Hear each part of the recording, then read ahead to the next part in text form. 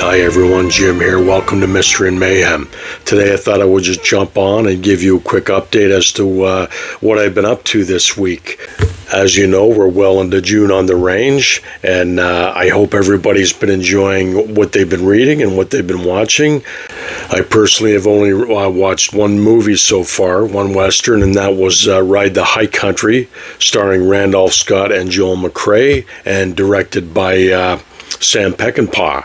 And that was a rewatch for me, but I hadn't watched the movie in a long time, and it hit a little differently at the age I am now, almost 60, as it did when I was a young man of 30 years old. So I really enjoyed the movie, and it's highly recommended movie. It wasn't a big, huge epic. It was filmed to be basically a B-type flick.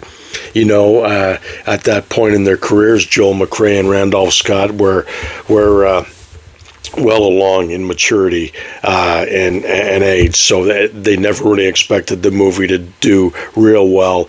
But it was so well written, well acted, well directed that it very soon after it was released became like an A movie, very popular, very critically acclaimed. So, and I want to thank Mark from Book Time with Elvis for sending me the link where I was able to watch it, because, as you know, everything out there is on streaming now, and things sometimes are tough to find. There's like 100 streaming services out there, and things aren't as easily available as they used to be, unless you want to spend a fortune to sign up for these services to watch these movies. So I have a lot of Westerns I've collected on DVD, but unfortunately I don't have every Western that I would enjoy or like to have on DVD, so I do have to rely on watching them on on my computer or whatever streaming services I do happen to be signed up for. So, thanks, Mark, for that. It was a really good movie.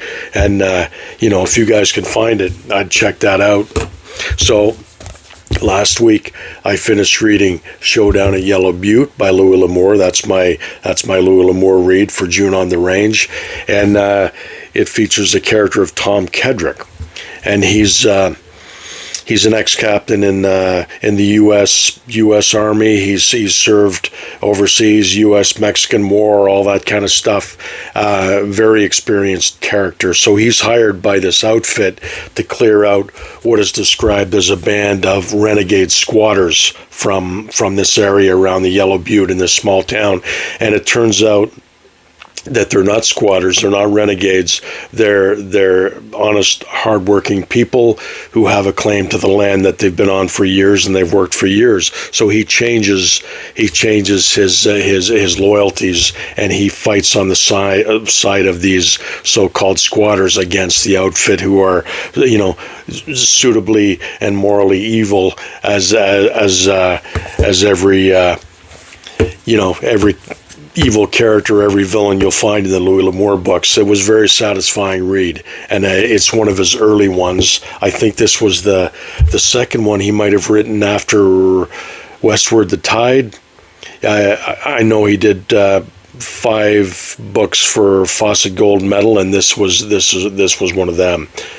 Really good book. I enjoyed it a lot, and so the next book I will be reading is probably Zane Grey, The Border Legion, which I don't happen to have a copy right in front of me at the moment, but that will be my next novel I read for June on the Range. I have been delving into a couple other things. This is a very cool book called This Is the West. Now, this is kind of an odd paperback. It's a Signet paperback edited by Robert West Howard. And it's just a whole potluck full of stuff regarding the Old West, the area, the landscape, the people. I'll read the back for you. From Black Hawk to Buffalo Bill, from chuck wagon campfires to the Pony Express, from trappers and traders to lawmen and honky-tonkers, from arid deserts to lush valleys, here are the sights, smells, and sounds of America's most rambunctious frontier and the stories of the giants who tamed it. plus a special section on the West you can enjoy today, what to do, where to go, and what to see. And by today, they mean 1957. This book was written in 1957, compiled in 1957. Now, it starts with the first chapter. Part 1 is called The Land, and it deals with the creation of the actual landscape like 500 million years ago, and it just progresses from there. It talks about the dinosaurs and the flora and the fauna that developed in that area over the millennia. And then it jumps into the first Westerners, the fire builders, the Indians we fought, and then it goes into part 3 called The Doers and the Doing. And it talks that there's chapters on the mountain men, the scouts, the soldiers, and of course these are all by different authors. I'm assuming they might have been articles that appeared in magazines. I'm not sure if they were written especially for this book. But Cowboys and Herdsmen, Cookie, and anybody who's familiar with the cattle drives or Western novels, Cookie was always the name of the cook who stayed back, in the camp during the cattle drives, and he was always named Cookie. So there's a chapter on Cookie. The Mormons, the sodbusters, which are farmers, the ladies, the honky-tonkers, the gunmen, the lawmakers, preachers and teachers, saddlebag docs, the prospectors. Then it talks about the animals, the horses, the weapons of the time. There's even a chapter on cooking with recipes, and the name of that chapter is West on the Kitchen Range, and some of the recipes are called a Cowboy's Delight, hamburger flapjacks, Apache Sunset, barbecued pot roast, beefsteak Mex, pork pepita, Dude Ranch pork chops, Tucson lunch, lamb in a pan, quick sourdough biscuits, and it goes on and on with these awesome old Western recipes. So yeah, I'm really enjoying that, and it's very, very informative, and it's a very neat cover on there. And I actually ordered this, I think, through eBay a few years back, if I remember correctly.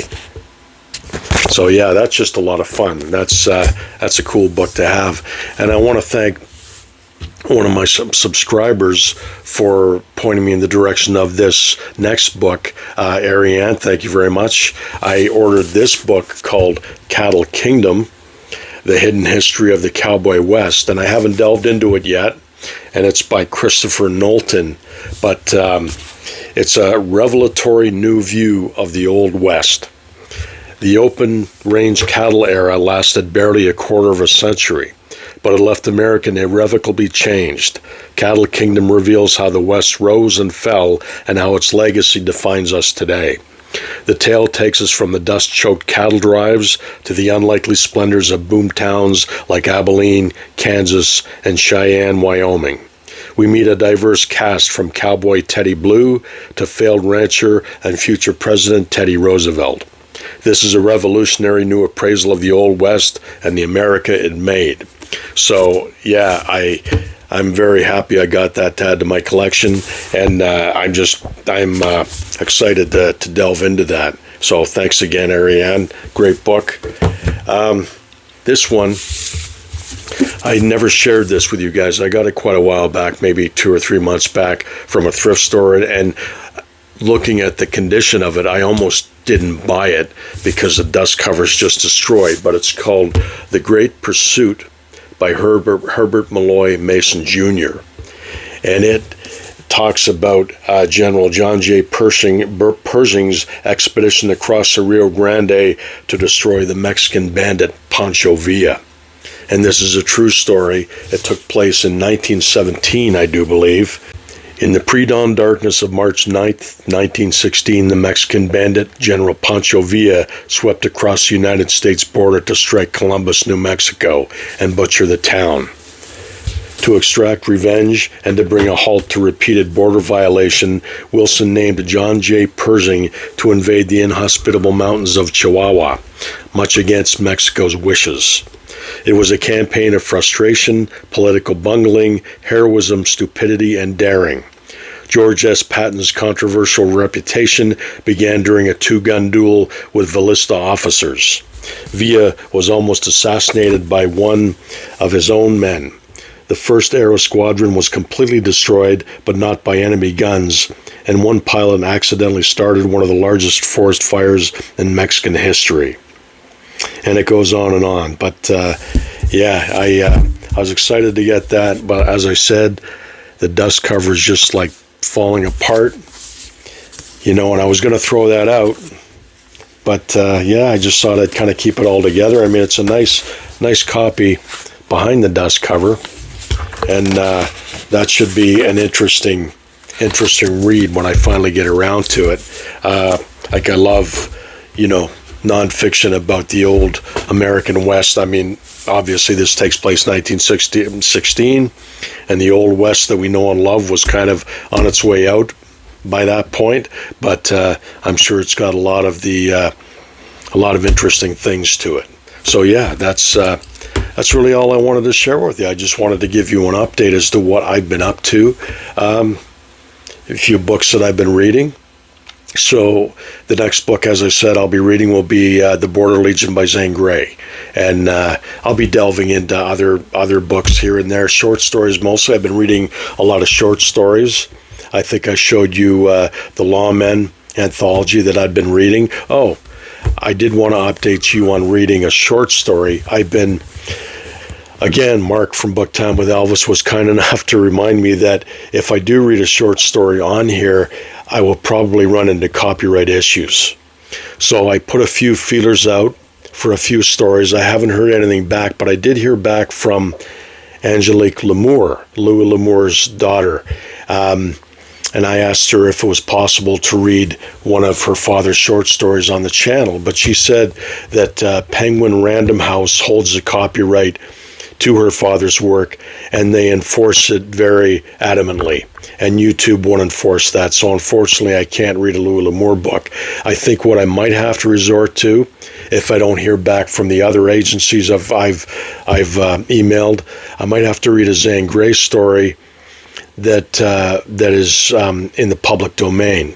But again, I was going to look into that before I started this video, but I'm going to have to look into that and see if I can find one that's in the public domain that's short enough and exciting enough to read here on the channel. So I will keep you posted on that.